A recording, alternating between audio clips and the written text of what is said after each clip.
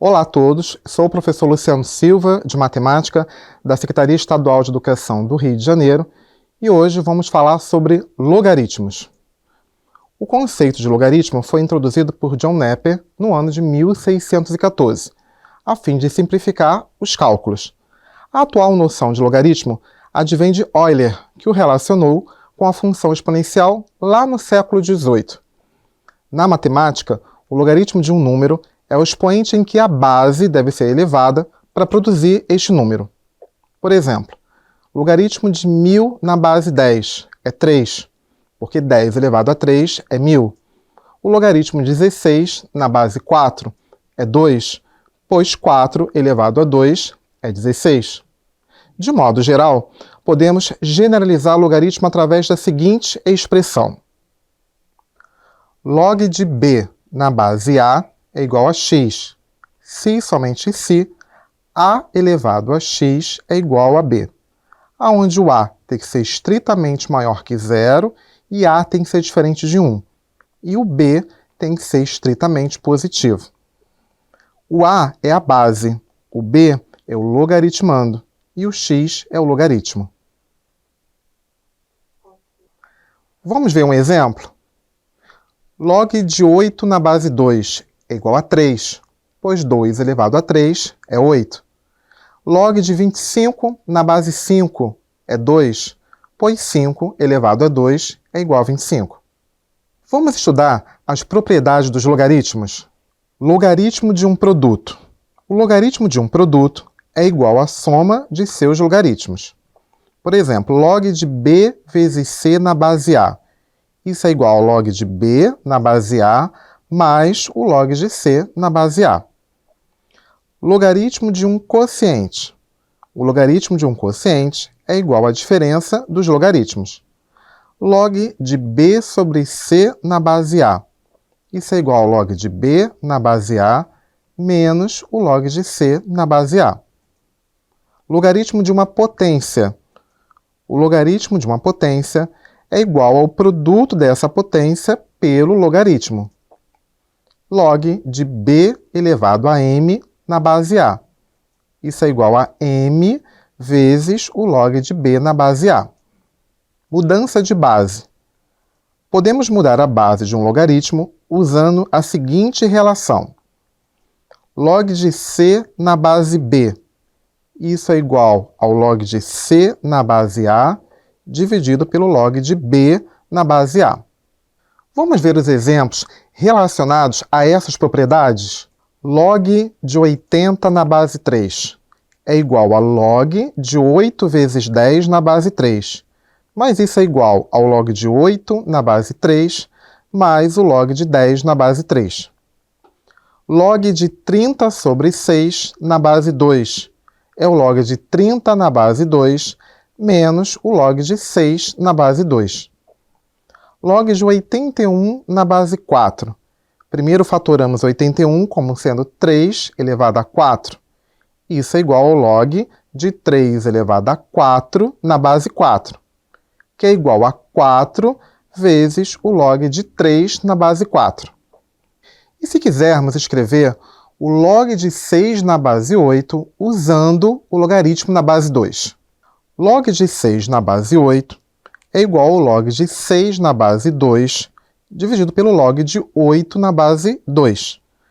Mais 6 é igual a 3 vezes 2, que eu posso escrever como log de 3 na base 2 mais o log de 2 na base 2.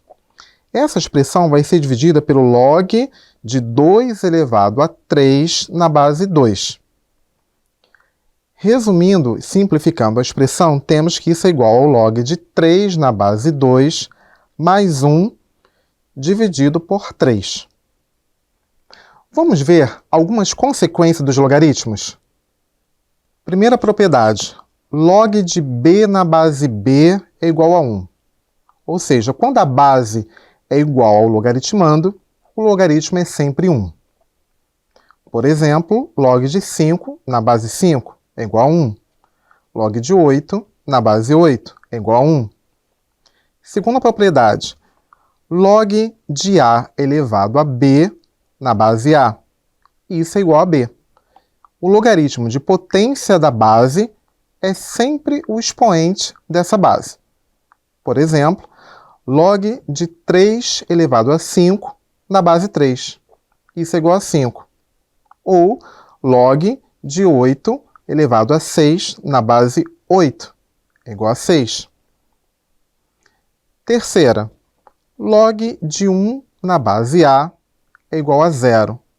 Ou seja, o logaritmo de 1 em qualquer base é sempre 0. Você sabia que existe o logaritmo natural? O logaritmo natural é o conjunto dos logaritmos cuja base é e, um número irracional que recebe o nome de número de Euler, que vale aproximadamente 2,718. Indicamos por log de b na base e como sendo ln de b. Depois de estudar os logaritmos, você sabe em que áreas podemos usá-los?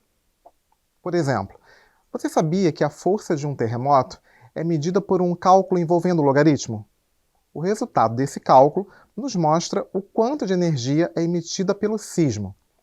Esse processo é feito pela escala Richter, que você já deve ter ouvido falar. Outro exemplo é na química. Usamos o logaritmo para calcular o pH de uma solução. Desta forma, sabemos se a solução é mais ácida ou mais básica. Na geografia, usamos o logaritmo para calcular a taxa de crescimento populacional. Agora, você sabe como se comporta o gráfico de uma função logarítmica? Para entendermos o gráfico, vamos aplicar alguns valores de x nas funções da figura e ver seu comportamento no plano cartesiano. Primeiro exemplo, vamos ver a função f de x igual a log de x na base 2. Se vocês observarem o gráfico, nós atribuímos valores para x e descobrimos valores para y. Após isso, montamos os pares ordenados, colocamos no plano cartesiano e ligamos esses pontos. Como o a é 2, que é a base, que é maior do que 1, essa função é uma função crescente. No outro gráfico, temos a função log de x na base meio. Também atribuímos valores para x, descobrimos os valores de y, colocamos os pares ordenados x e y no plano cartesiano e ligamos esses pontos. Com isso, formamos o gráfico da função log de x na base meio. Como o a é meio, que é a base, ou seja, o a está entre 0 e 1, a função é decrescente. Agora vamos ver a função logarítmica como a inversa da função exponencial. Uma observação importante é que a função logarítmica é a função inversa da exponencial. Em outras palavras, elas funcionam como se fosse um espelho uma da outra. Graficamente, o gráfico da função exponencial é obtido pela reflexão do gráfico da função logaritmo natural em relação à reta y igual a x, como podemos ver na figura. Se vocês observarem, temos dois gráficos aí. O gráfico da função exponencial, que passa no y igual a 1, e também o gráfico da função ln de x, que passa no x igual a 1. Observando esses dois gráficos, temos a reta y igual a x, que é como se fosse um espelho das duas funções. Continuando o nosso estudo, vamos falar agora sobre geometria espacial. A geometria espacial corresponde à área da matemática que se encarrega de estudar as figuras no espaço, ou seja, aquelas que possuem comprimento, altura e largura. A geometria espacial teve início na história antiga com os egípcios há cerca de 1850 a.C., por meio de estudos extraídos de papiros. Cubos, prismas, pirâmides e cones são alguns sólidos explorados por essa área da geometria. Vamos estudar alguns conceitos? Ponto, definido por Euclides como aquilo que não tem parte. O ponto não tem dimensão ou forma, sendo sua única propriedade o fornecimento de localização. Reta não tem origem nem dimensão e é infinita. Por isso, não é possível determinar o seu comprimento. A reta é um conjunto infinito de pontos. Plano. Superfície plana que se estende infinitamente em todas as direções. O plano é formado pelo enfileiramento de retas e é onde as figuras bidimensionais são construídas. Espaço. Extensão natural do plano. No espaço, são construídas figuras tridimensionais. Os poliedros são figuras formadas por 3 elementos básicos: vértices, arestas e faces. Veja a figura. Se vocês olharem para a figura, nós temos a aresta, que é a junção de 2 lados, nós temos o vértice, que é como se fosse o bico, né, da figura, onde junta-se todas as arestas, e temos a face, que é como se fosse o lado da figura. Os poliedros recebem nomes especiais de acordo com o número de faces. Tetraedro, 4 faces, pentaedro, 5 faces, hexaedro, 6 faces, heptaedro, 7 faces, octaedro, 8 faces, decaedro, 10 faces, dodecaedro, 12 faces e cosaedro, 20 faces. Na geometria espacial, os poliedros são classificados em convexos, quando os poliedros se encontram totalmente no semi-espaço que essa face determina, e os côncavos, quando 2 das faces do poliedro não estão contidas apenas em um semi-espaço. O matemático suíço Euler desenvolveu a relação que é aplicada a todos os poliedros convexos. V mais F é igual a A mais 2, onde o F é o número de faces, o V é o número de vértices e o A o número de arestas. Pirâmides. Sólido formado por uma base poligonal e um vértice que une todas as faces laterais triangulares. Temos 2 tipos de pirâmides aí na figura.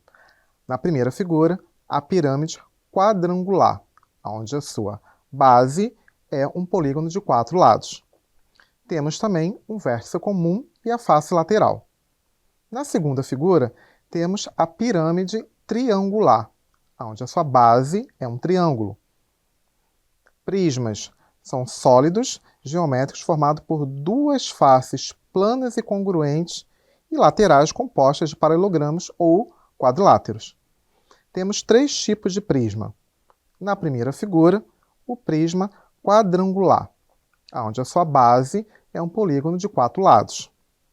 Na segunda, um prisma pentagonal, onde a sua base é um pentágono, um polígono de 5 lados.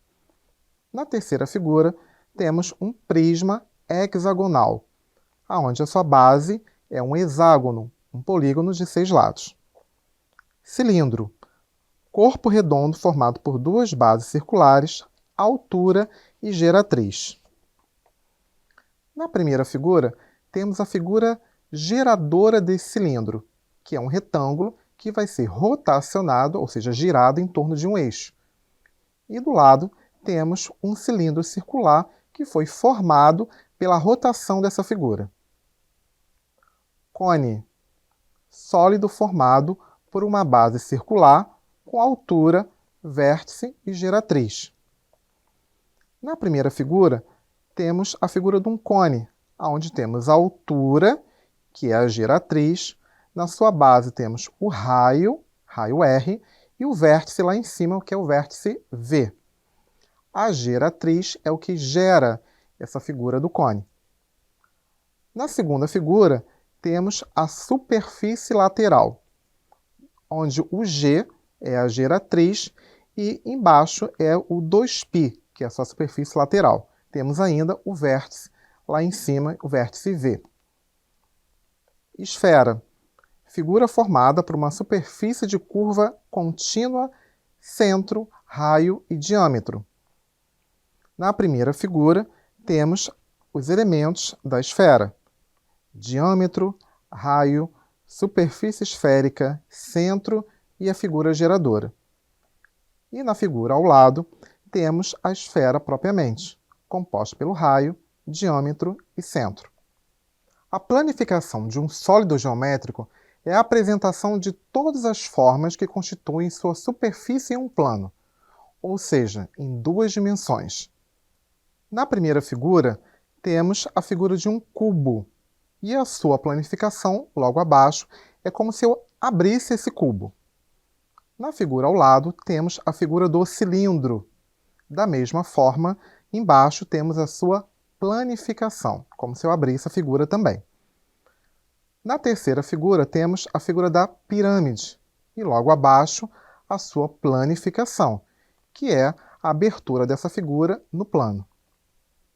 E do lado, temos a figura do prisma, e logo abaixo, temos a planificação do prisma. Então, só para lembrar, planificação é quando eu abro essa figura espacial e coloco ela no plano. Nossa aula termina aqui. Espero que tenham gostado. Até mais, pessoal!